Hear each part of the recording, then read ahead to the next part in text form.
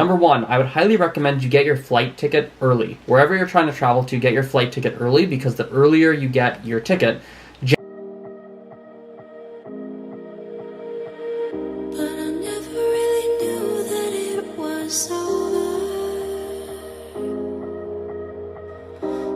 I'm having breakfast at 11:43 a.m. right now. I've been on a weird sleeping pattern, to be honest, the past 2 days. I've gotten my 8 hours or 7.5 hours, but I've gone to bed at like 3 in the morning, like really, really late at night. So a bit of a weird sleeping pattern. I don't know if I like it. I gotta change it actually. I thought if I just get my 7-8 hours, I'm okay, but no, it's actually super weird, especially because tomorrow I gotta wake up at 8 a.m. because I'm going to Banff with Amjad, the guy I went to Denny's with yesterday. So, gotta figure that out.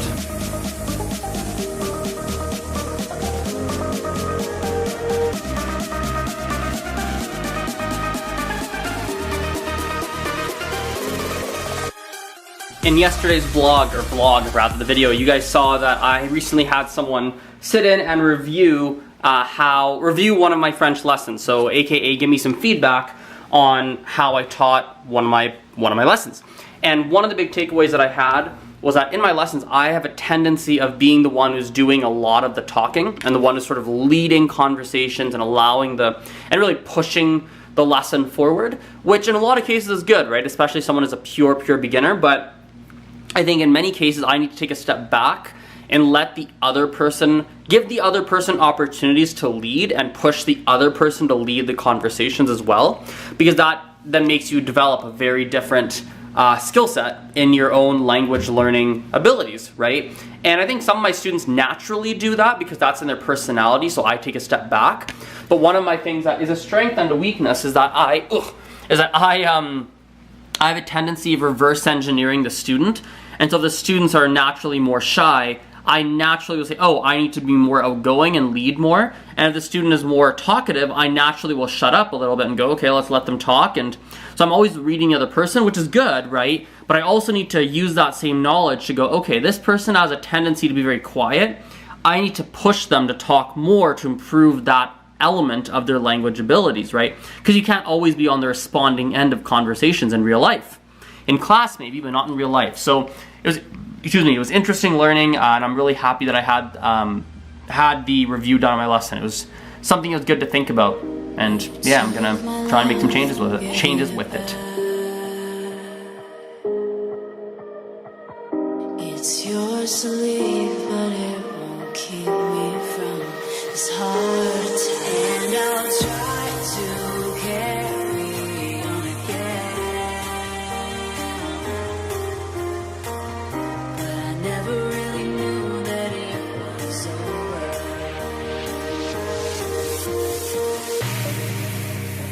August looks like it's going to be a good month so far. And that's interesting because if we rewind back to roughly early August, I was very nervous. I was stressed out.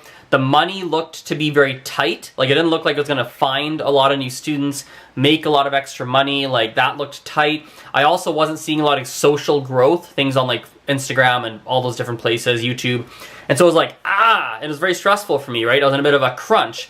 So I started to do some different things, work at it, test different things, like throw different strategies at the wall and all this different stuff. And now we've really built a good amount of momentum leading not only into the second half of August, but also probably should carry, a lot of this momentum should definitely be carrying over into September unless things change, which things obviously do.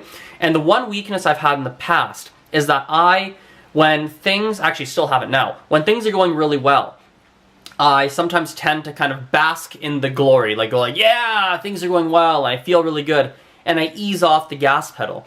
And one of the things that I have to work on, and I'm actively choosing to work on it as of today, is that when things are going well, to go push the gas pedal even more and squeeze that orange, squeeze that lemon even more squeeze it even more and really take advantage of it and try and push that momentum not only into September but into October and November. So that's kind of what my head is at right now. So I'm about to head into some head down work stuff that I'm not really going to show on camera. I have a bunch of just boring marketing stuff that's going to help keep the momentum going. I have one lesson that I'm teaching a little bit later.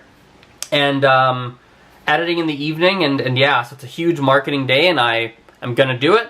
I'm looking at the camera, it's gonna happen, and starting right now. So this might be the end of the vlog actually, because there's not much exciting that's gonna be happening after this. However, tomorrow should be pretty cool. I'm taking a trip to Banff for the day with my friend, and tomorrow is also going to be a day where my Arabic lessons are starting, so you guys get to hear about that. So anyway, thanks for watching, and I think this is the end, so talk to you later, bye.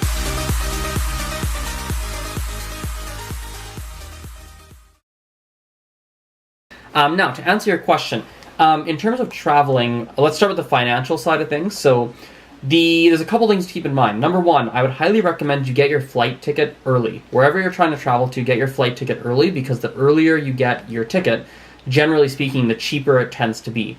Also, when you're looking at buying your ticket, you want to make sure you're checking various websites, because sometimes different websites will have different prices and different deals.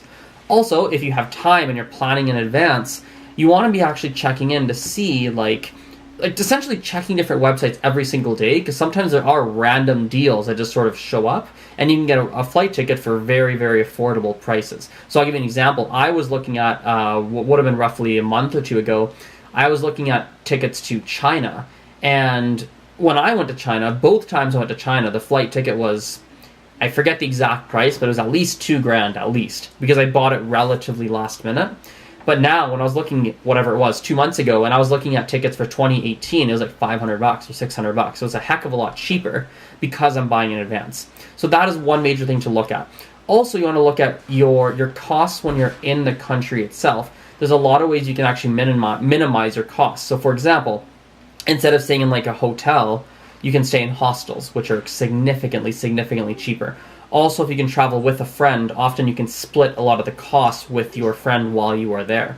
So there's different things like that that you want to look at that keep the costs down. Also, when you are in a country, right, I think often, you mentioned how you want to make sure you're still experiencing the culture, experiencing what it's really like to be in that country.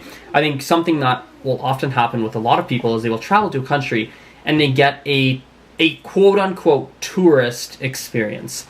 And which is fine, by the way. Getting the tourist experience is just fine. However, when you get the tourist experience, often what happens is you don't actually get a quote-unquote local experience.